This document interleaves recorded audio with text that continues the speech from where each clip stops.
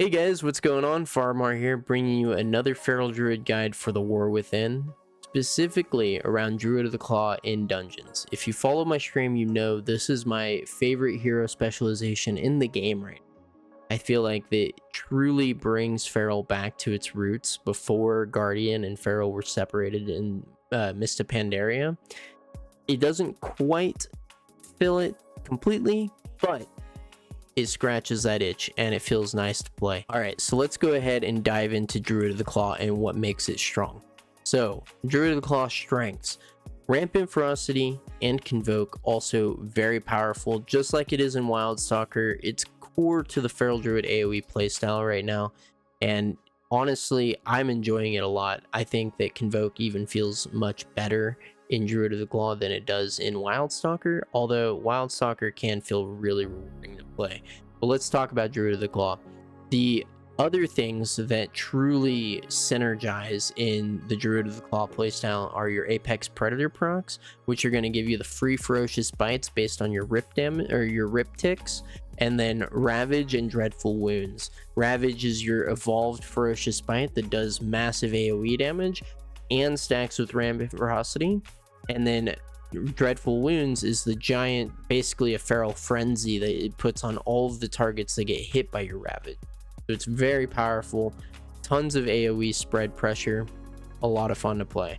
Convoke also can proc Ferocious Bites, and while you're using Convoke, you can proc Ravages. So Convoke can just fire off 3 Ravages in a row and your numbers are going to skyrocket. The Ravage hits AoE as well, and then because it's a variation of your Ferocious Bite, it also procs your Rampant Ferocity. So Ravage is extremely fun to use in Druid of the Claw, and I think that you're going to enjoy playing it.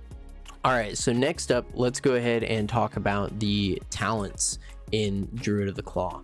So there's some minor changes that I've made since my Wildstalker video. On the left side, you can kind of see that I've dropped Innervate, and I've also decided to go into Fluid Form. Now, the main decision points there is I haven't really noticed healer mana being too much of an issue, although I do mostly play with the Resto Shaman, and Resto Shamans have really good mana right now. So if you're playing with more healers that struggle with mana, Innervate is still really worth taking, in my opinion. Fluid Form, however, feels mandatory as a Druid of the Claw player. Being able to quickly shift in and out of Bear Form and Cat Form to leverage the bonus armor and the bonus healing that you receive, and just kind of be more durable overall while you're in the middle of the pile getting your Ravages out and such, is really, crucial to the playstyle. And on the right side here, you can see that we changed a couple talents going from Wildstalker to Druid of the Claw. So now we're running Saberjaws, 2 stacks of that, and we dropped our 1-minute Convoke and we dropped Rip and Tear.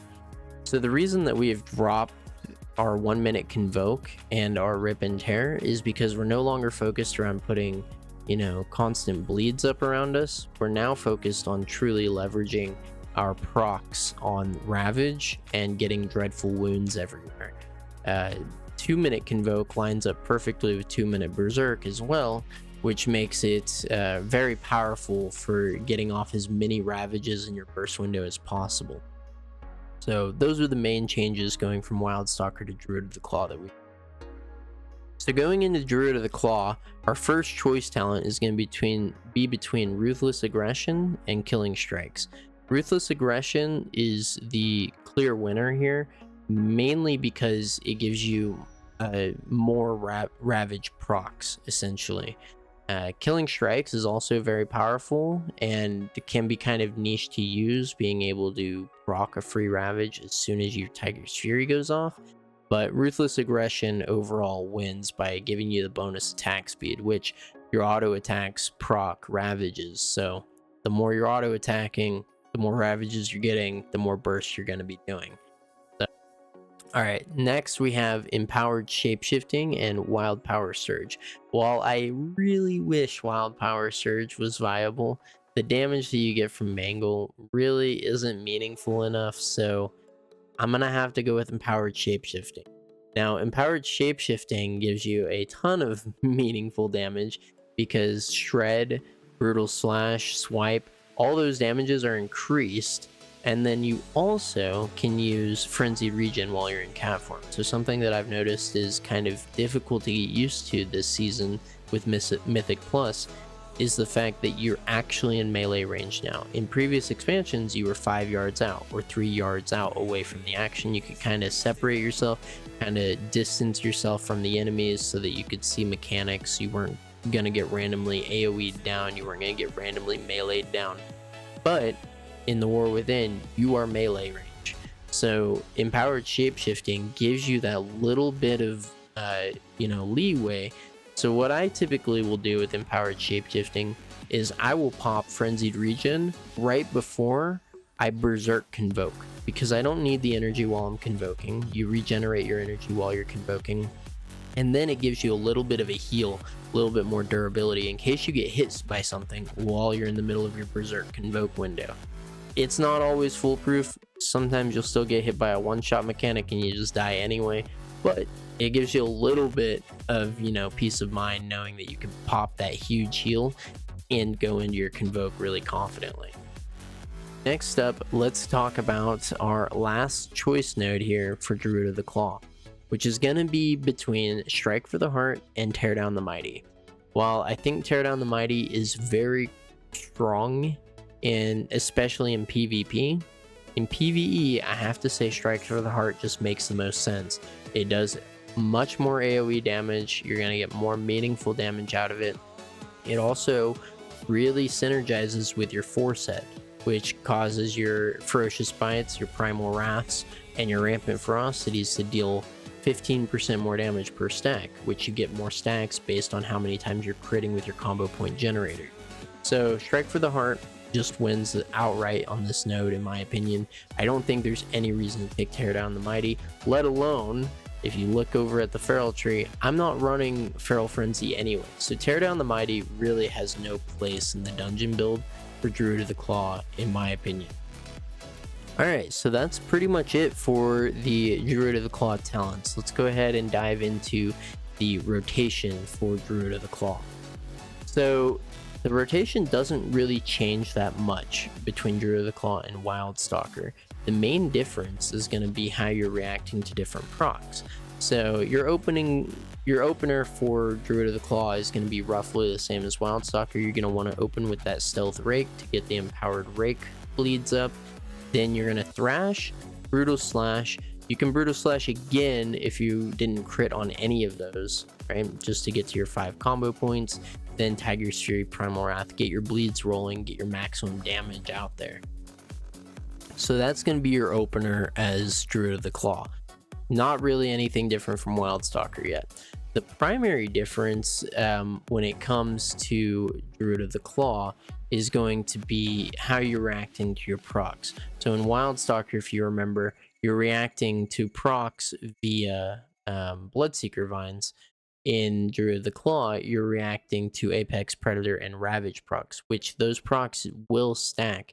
If you have a Ravage proc and you proc an Apex Predator, you're going to be able to land a full max damage Ravage just with the Apex proc. So it's really strong and it feels really good when those two things line up.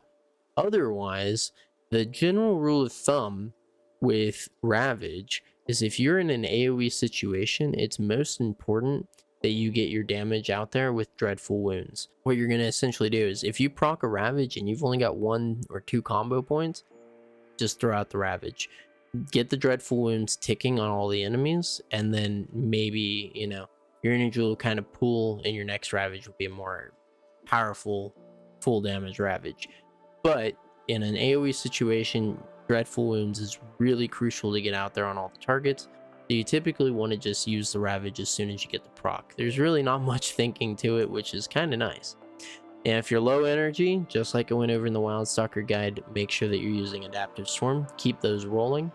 If you notice when I'm doing keys on my stream, Adaptive Swarm is typically at 5 stacks on all of my teammates at all times almost.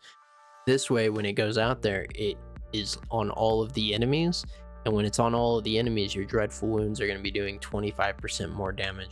It's a lot of damage. Dreadful Wounds will be one of your top damage dealers throughout a dungeon. Tiger's Fury, the general usage for Tiger's Fury is if you're at about 50 energy threshold, then you want to pop your Tiger's Fury and yeah, lean into your burst, right? Make sure that you're applying your rips, make sure you're applying your rakes around your Tiger's Fury just to snapshot them so that they're doing bonus damage. That's pretty much it, guys. Druid of the Claw is a pretty easy spec. There's not too much to it. It synergizes really nicely with your 4 set and your 2 set, and it feels really good to play in dungeons. So if you guys haven't tried it out, definitely recommend trying it out. If you want to see me in action with this build, tune into the stream, twitch.tv/Faramar. We're building up a community of feral druids that, you know, just truly want to see each other achieve in the game and reach their maximum potential and ultimately just have fun. If you want to be a part of that community, come swing by my Twitch channel, twitch.tv/Faramar. And yeah, I hope you guys enjoyed the guide. If there's anything that you want me to add in future guides, let me know in the comments below. I read all of the comments, good or bad, doesn't matter. I accept all feedback, so just let me know, you guys. And yeah, I'll see you guys in game. Peace.